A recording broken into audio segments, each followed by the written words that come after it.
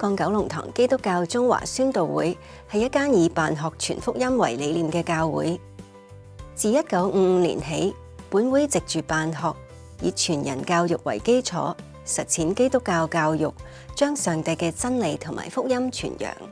我哋嘅辦學宗旨係辦學傳福音，因為早喺50年代，我哋教會嘅領袖已經睇到香港嘅教育需要，亦睇到辦學可以接觸到好多嘅學生同埋家長，呢個係一個好大嘅福音禾場，將基督教信仰介紹俾佢哋，藉此培養學生嘅學業、品德、靈命多方面發展。呢個就係我哋九龍塘宣道會辦學嘅目的。香港九龍塘基督教中華宣道會一直堅持以辦學傳福音為理念，直到今日已經開辦咗17間學校，當中包括4間幼稚園、7間小學、4間中學同埋2間國際學校。我哋相信教育係非常重要，因為教育唔單止係將知識傳授，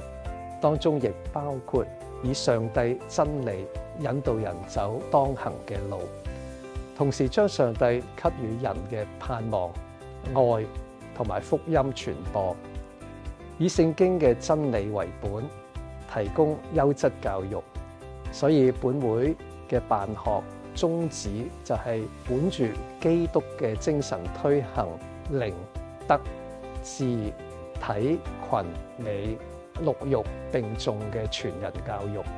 藉住宣講福音，培育學生活出豐盛嘅生命。就好似我哋17間學校用同一首校歌歌詞，當趁現在求學時，就要建立好根基，將來為主宣揚真理，謀人類福祉。呢個就係我哋辦學傳福音嘅深層意義。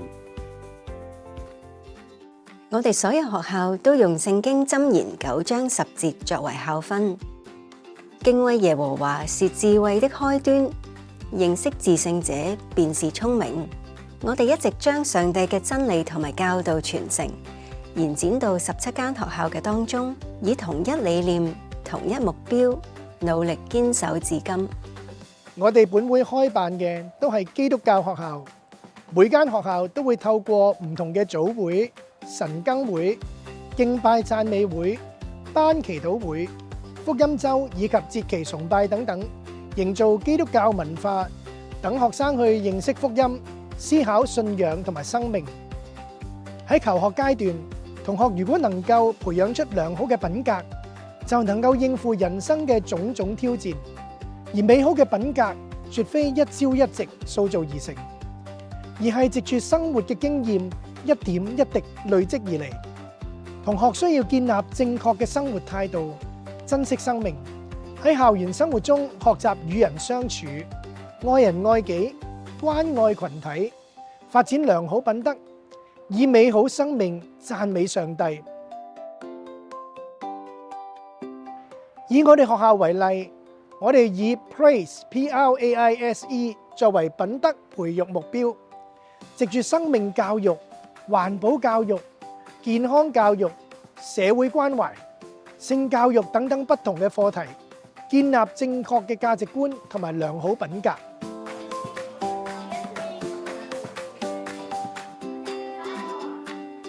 There are several ways that we can show the love of God in a Christian school. And the first is that we speak about His love. We speak about the forgiveness that God offers us. We speak about His mercy, His patience. Well, we can speak about it, but as important, we live it out as Christian educators. And so we live out what it means to be made in the image of God. We too can show patience and kindness and love to the students by the way we care for them and by the way we teach them. And so even in our teaching of the curriculum, we want to show that God's love shines through in that He looks after the world in which we live. And God's love shines through us to then love others around us.